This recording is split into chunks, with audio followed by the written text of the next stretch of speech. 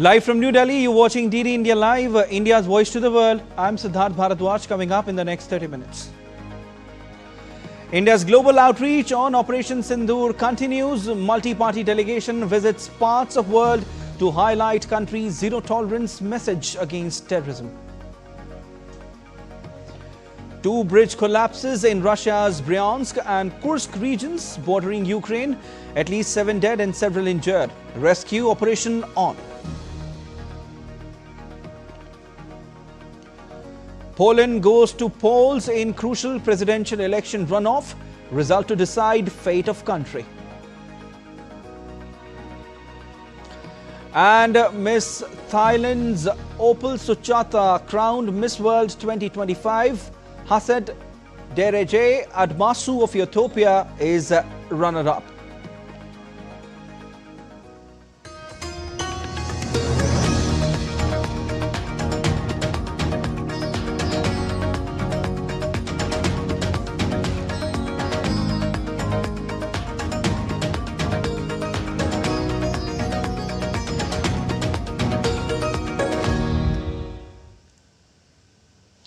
As part of Government of India's continued efforts under Operation Sindoor, the high-level delegation led by Member of Indian Parliament Sanjay Kumar Jha is visiting Malaysia. India's High Commissioner to Malaysia briefed the delegation, setting the context for engagements in Malaysia to convey India's resolve in fighting terrorism. The delegation interacted with the Indian community, reaffirming India's national consensus and collective resolve to combat terrorism in all its forms. Further, they pay tribute to Netaji Subhash Chandra Bose, a towering figure in India's independence struggle, at Netaji Subhash Chandra Bose Indian Culture Centre at Brickfields. The delegation also met with the Indian National Army veteran SP Narayanasamy and thanked him for his solidarity against terrorism.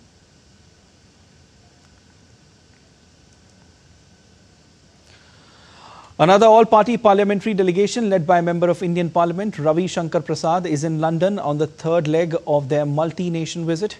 During their course of stay in the UK, the delegation will meet Speaker of the House of Commons, Sir Lindsay Hoyle, FCDO Minister for Indo-Pacific Catherine West, MP members of both houses of UK Parliament and important representatives from media, think tanks and Indian diaspora. The delegation is on a visit to the United Kingdom till June 3rd with a mission to convey India's unequivocal commitment to defeat terrorism.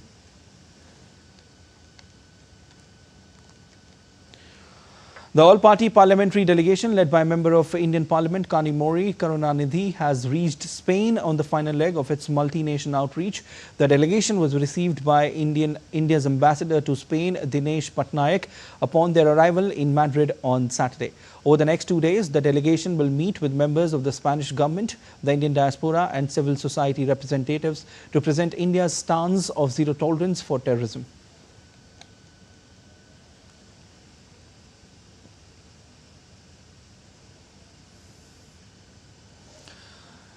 An all-party parliamentary delegation led by a member of Indian Parliament, Bayjant J. Panda, is currently visiting Algeria to strengthen India's fight against terrorism, addressing the Algerian media members of think tanks and the Indian diaspora. Bayjant Panda slammed Pakistan, highlighting that the neighboring country is using its nuclear power to shield its terrorist activities. Terrorism that we face is state-sponsored. These terrorists are trained, funded, armed openly in Pakistan and sent across.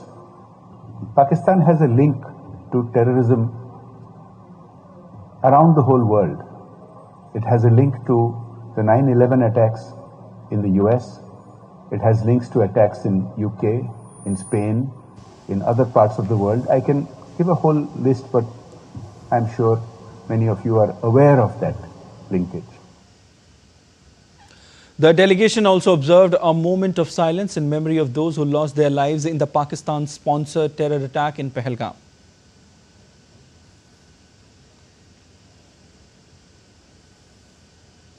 After completing a fruitful visit to Colombia, Guyana and Panama, the multi-party delegation led by a member of Indian Parliament Shashi Tharoor is now visiting Brazil to convey India's strong stance against terrorism in all its forms. The delegation was received at the airport by Charge d'Affaires Sandeep Kumar Kujur. Speaking on the delegation's three-nation visit so far, Tharoor said that the feedback to the delegation from the countries has been positive. We've done 3 countries already, Guyana, Panama and Colombia. And we are now in Brazil, though Sunday. Feedback has been very positive in both Guyana and Panama, which are Security Council members. There was tremendous understanding and support for our mission and expressions of solidarity for our fight against terror. On the whole, we've had some very good results. My team has been fully participating in everything. We are all equal participants in this venture. And here in Brazil, we're looking forward to having some very solid, constructive discussions. The multi-party Indian parliamentary delegation led by a member of Indian Parliament, Supriya Sule, held fruitful interactions and intense discussions with top Ethiopian lawmakers, dignitaries, African Union Commission.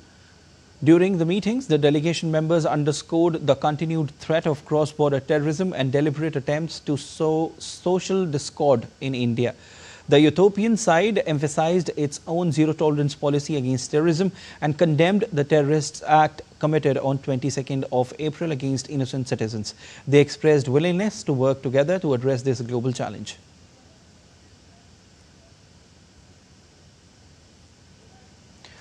The delegation also held interaction with the Indian community based in Ethiopia.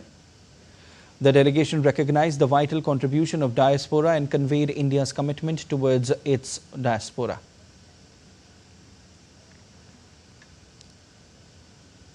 In line with India's principled and resolute stance against terrorism, multi-party delegation led by Dr. Shrikant Shinde arrived in Liberia's Monrovia on Saturday, the last leg of their 4 nations visit. During their stay in Monrovia, the delegation will be meeting with President of Liberia, Speaker of the House of Representatives, President pro tempore of Senate, Minister of Foreign Affairs, as well as leading think tanks and representatives of the media. The delegation will convey India's strong tolerance towards terrorism in all its forms and manifestations. India's External Affairs Minister Dr. S. Jaishankar met Minister of Foreign Affairs of the State of Eritrea Osman Saleh in Delhi. Dr. Jaishankar appreciated Minister's strong condemnation of the Pahalgam terrorist attack. Both the leaders discussed about deepening bilateral cooperation, especially in health, education and capacity development. They also exchanged views on regional developments. The National Investigation Agency has conducted massive research operation at 15 locations across 8 states in a Pakistan-linked spying case. The states include Delhi, Maharashtra, Haryana, Uttar Pradesh, Rajasthan, Chhattisgarh, Assam and West Bengal. Raids targeted suspects linked with Pakistan intelligence operatives. Electronic gadgets, financial records and other sensitive materials were seized. The suspects allegedly acted as conduits for Pakistani operatives to leak classified information. The case, registered on May 20th, is being probed under BNS, Official Secrets Act and UAPA. Weather updates from across India now. Extremely heavy rainfall continued to lash India's northeast region for the 3rd consecutive day, triggered by a deep depression over the northwest Bay of Bengal. Disaster officials said on Saturday that torrential rains have claimed at least 3 lives in Assam. Meanwhile, in Dibrugarh, water levels in the Brahmaputra river remained high, rising to 105.74, which is above the danger mark of 105.7. Water level of the Teesta River also increased following heavy rainfall in Mangan district of North Sikkim. Authorities have activated emergency services monitoring water levels, especially in low-lying and landslide-prone regions.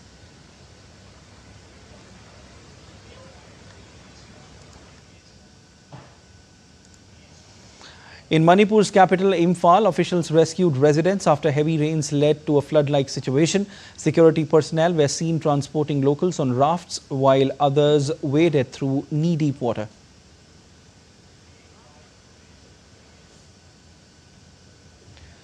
The India Meteorological Department has issued an orange alert with isolated very heavy rainfall expected in Assam, Meghalaya, Nagaland, Manipur, Mizoram and Tripura on Sunday.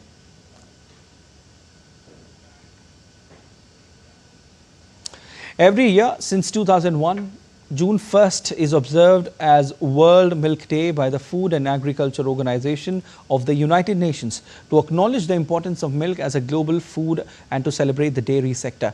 India ranks first in milk production since 1998 and contributes to 25% of global milk production. Here's more. Over the past 10 years, India's milk production has increased significantly by 63.56%, from 146.3 million tons in 2014 to 15 to 239.2 million tons during the year 2023-24.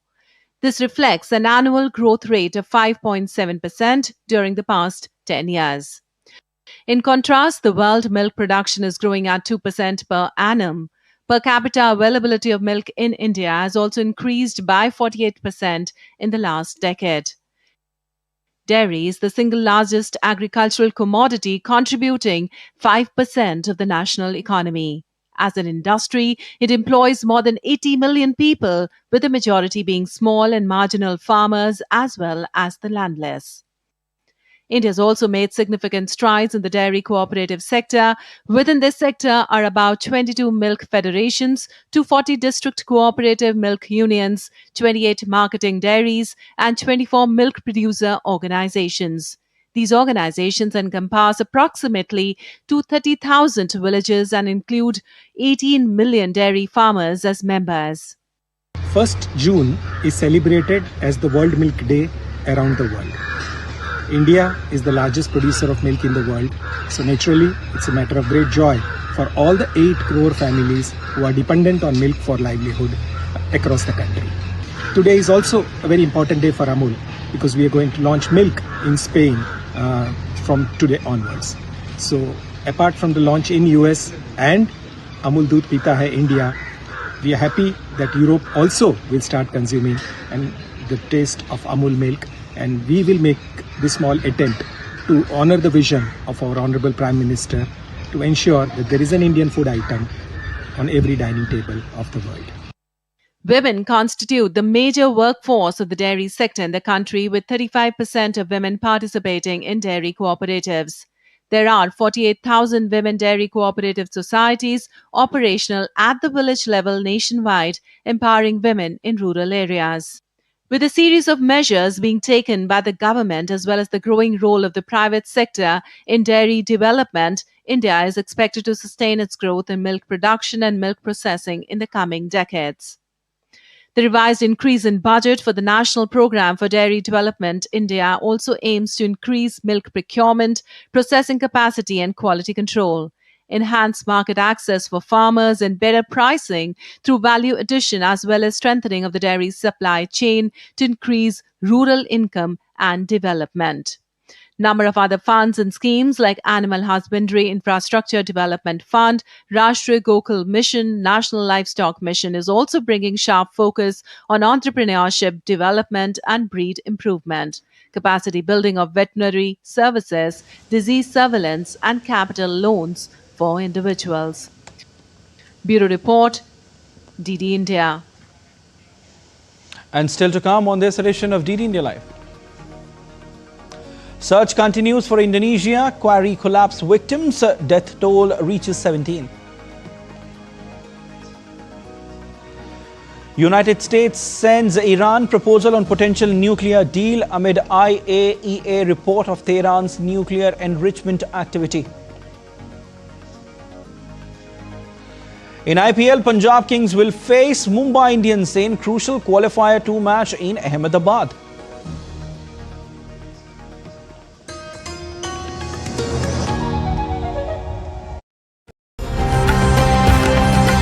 Welcome to Orwell. In the heart of Tamil Nadu, a city without borders is rising. A dream of unity, rooted in spirit and shaped by hands from around the world. Where sustainability is a way of life and education means self-discovery. This is a place where human spirit meets with the divine. Watch the special broadcast on these times, only on DD India.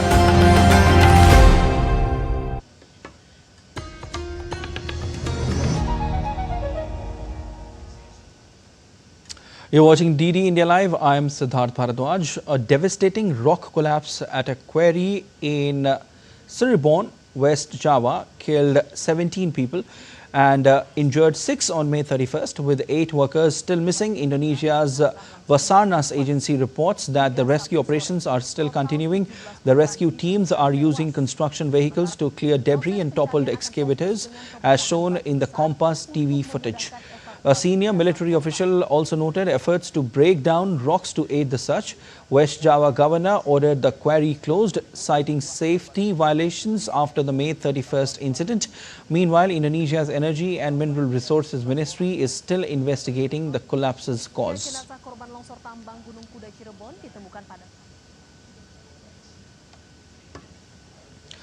At the Shangri-La Dialogue in Singapore on Sunday, Philippines Defense Secretary criticized China's lack of trust as a major barrier to resolving South China Sea disputes.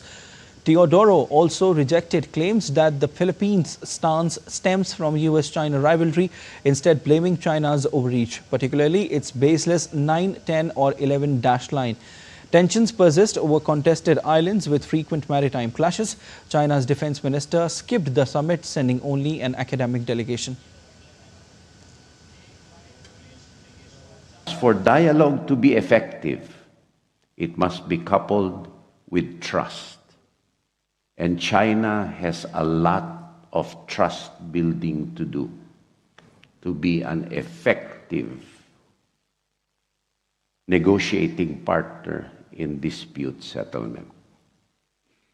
We have to call a spade a spade. And that's what we see, and that is the biggest stumbling block to dispute resolution or dialogue with China, that deficit of trust. The US has sent Iran a proposal for a nuclear deal between Tehran and Washington.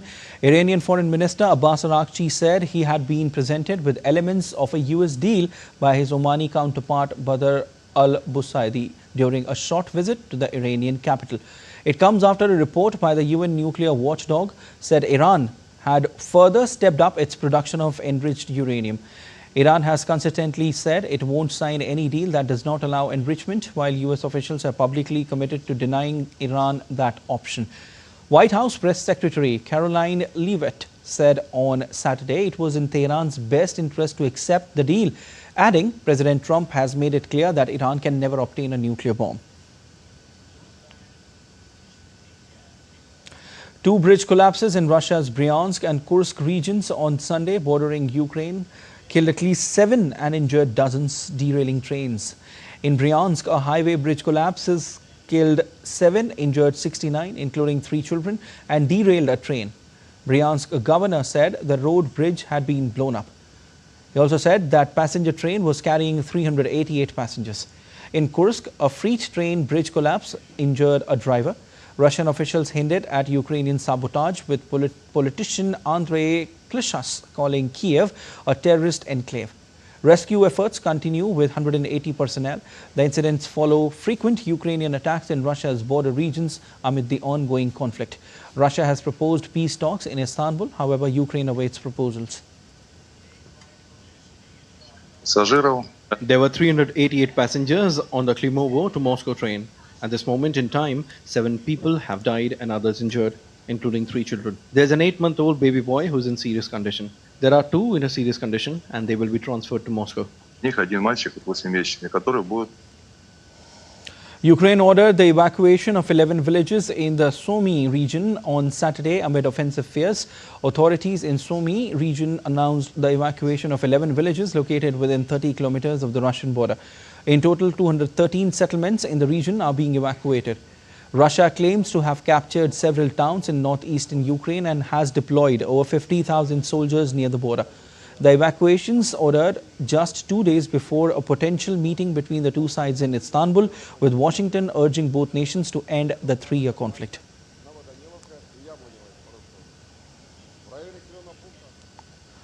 Saudi Arabia's Foreign Minister Prince Faisal bin Farhan Al Saud announced that the kingdom, in collaboration with Qatar, will provide financial support to state employees in Syria.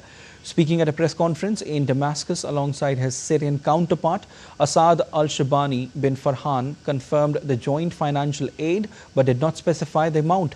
The move follows a similar initiative by Qatar to fund Syria's public sector. Bin Farhan's visit comes shortly after the US made an unexpected decision to lift sanctions on Syria's Islamist-led government, which overthrew former leader Bashar al-Assad in December. The kingdom will provide with Qatar joint financial support to state employees in Syria. Saudi Arabia would continue to be one of the main backers to Syria on its path to reconstruction and economic recovery. Poland is holding a crucial presidential runoff election, marking a significant shift in country's role in Europe since the fall of communism. Sunday's election promises to have a decisive impact on Poland's future course and its relationship with the European Union. A win for the pro-European Trzaskowski, who belongs to Prime Minister Donald Tusk's civic coalition, would allow Tusk to push ahead with his reformist agenda. Nawrocki, meanwhile, comes from the conservative nationalist Law and Justice Party, like the incumbent President Andrzej Duda, who has blocked many of the government's legislative projects with his veto power. In Poland, the president holds a 5-year term and has broad powers, including representing the country abroad, influencing foreign policy, appointing the head of government and the cabinet, and serving as commander-in-chief of the armed forces in the event of war.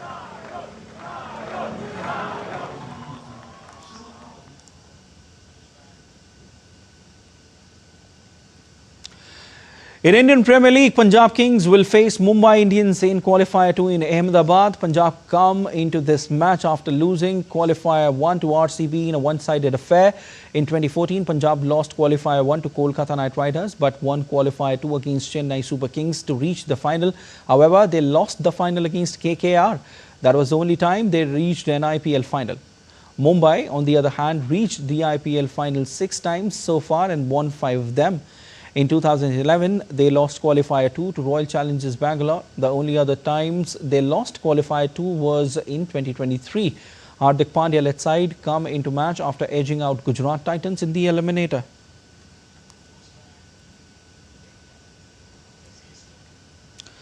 The 25th edition of the nationwide initiative Fit India Sundays on cycle rolled out with enthusiasm and patriotic fervour in New Delhi and across India on Sunday.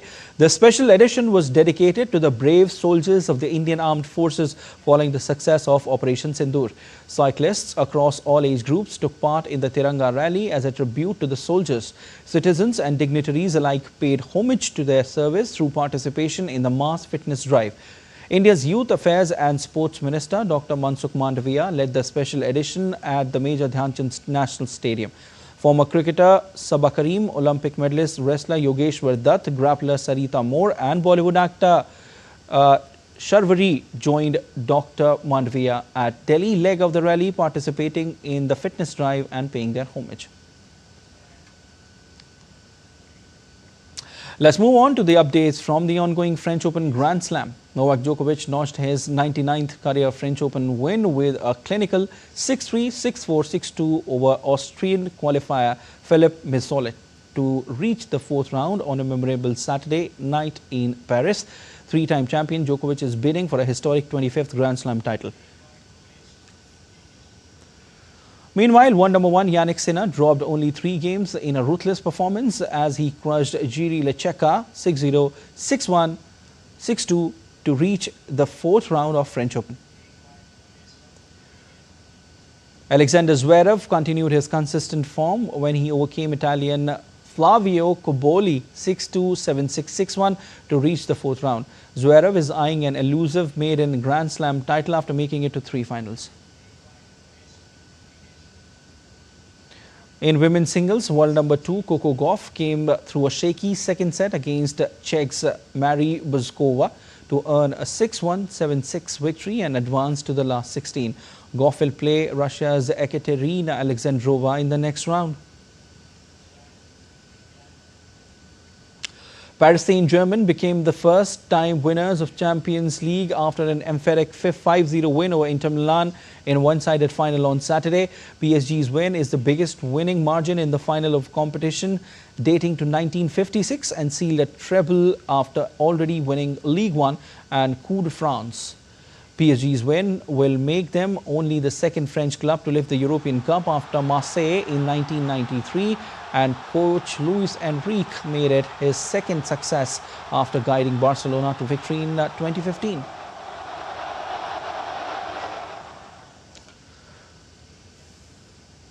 Miss Thailand Opal Suchata was crowned Miss World 2025 at the 72nd edition of the Miss World pageant.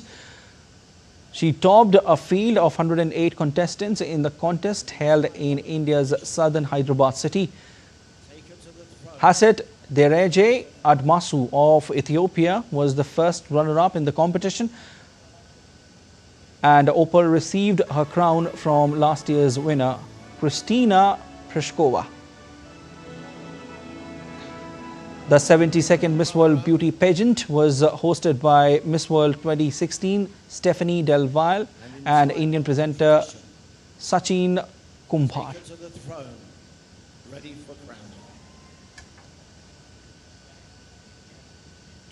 That's all for this edition of DD India Live, but let us know your thoughts on the news of the day. For those on the go, you can get all the latest news and updates from India and across the world on DD India mobile app.